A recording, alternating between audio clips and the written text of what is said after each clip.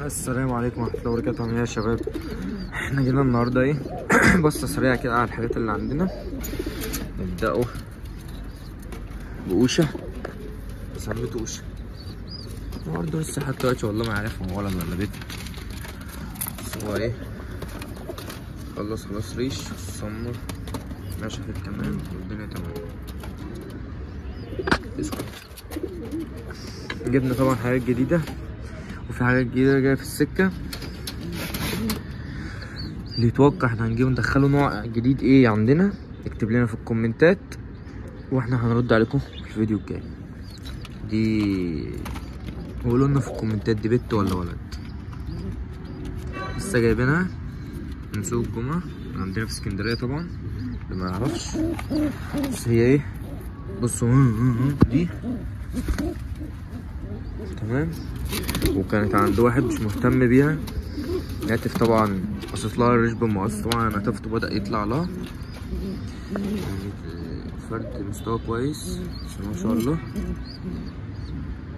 على الله. يعني احنا ايه نحاولوا نجددوا، التوفيق ده من عند ربنا.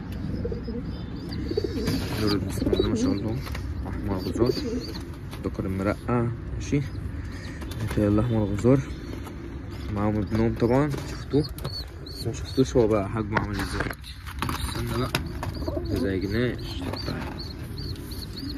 خش كده ايه هو بيبهدل لي ايدي مش هنا كده. طبعا هنحط لهم طاجن زياده عشان انت في الموسم عود نفسك. في زغلول كده الزغلول شد حيله كده تبدا تحط طاجن جديد عشان ممكن القص يحص عادي وهو معاه زغلول زي ده، ممكن القص يحصي وهو مع زغلول زي ده.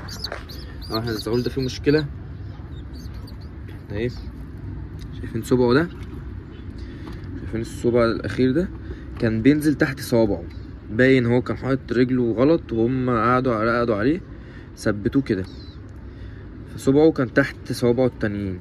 فبدات ان انا ايه عملت له بلزقه كده تخنت له المسافه بحيث اللي هو ايه يفضل الصبع كده ما ينزلش تحت ايه الصوابع التانية. حطيت له انا حته سفنجه كده خفيفه بحيث ايه تدفي الزغلول بس من الرطوبه اللي احنا فيها دي. فايه ده غبار القص ده احمر غزار بسم الله ما شاء الله عليها يعني الله اكبر. صلوا على النبي يا رجاله، حط لنا لايك لو انت محطتش لايك عشان تساعدني لان ناس كتير قوي تشوفني، وتشترك في القناه عشان بأمر الله في طريقنا ال 2000 مشترك وساعدونا شويه يا رجاله ساعدونا. طبعا القص ده التركيبه اللي جت غلط كده خدوا بعض غلط، ده ابنهم اهو بسم الله ما شاء الله بس بقى عض بطل عض. ابنهم طبعا جاهز للقطف خلاص بس انا يعني ايه حطيت لهم طاجن جديد والنتايه بسم الله ما شاء الله عليها الله اكبر. حصت حصوايه امبارح امر الله النهارده بالليل تجيب الحصوايه التانيه. فهو الزغلول مش مضايقهم هما مش بيضربوه ومعاهم طاجن تاني حصت فيه وهي كده ايه مش متزاوله، فعادي ممكن نسيبوه يومين ونقطفوا الزغلول ده. عود نفسك اهو. بص انا لما حطيت لها طاجن جديد ما حطيتش البيضه تحت الزغلول والزغلول يكسرها لك وكده، لا احنا ايه سبت لها طاجن جديد حطيته لها. احنا ممكن ايه نقطف الزغلول، ادي الزغلول ده كده ثواني، جبنا الزغلول اهو ثواني، ممكن ايه نحطه لوحده كده ايه في عين كده في العين دي ونجيب ارجع انت تعالى كده الباب بتاعي خش كده بابه اهو معانا ده.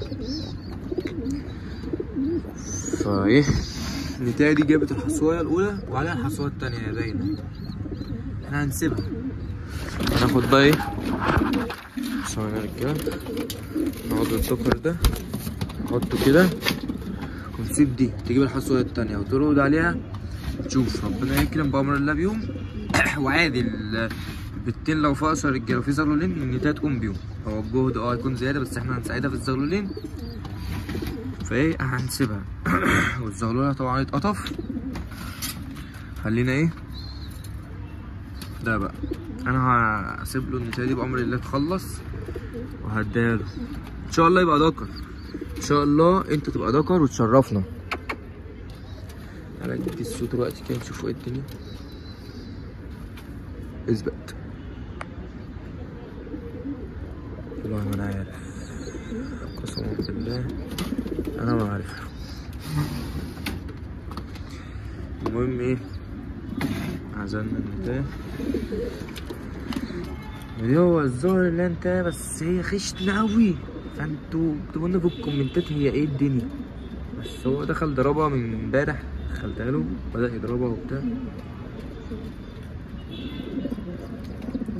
دلوقتي اتهدى شوية. هيدخلوا في الطاجن اهي بس مش عارف بصراحة.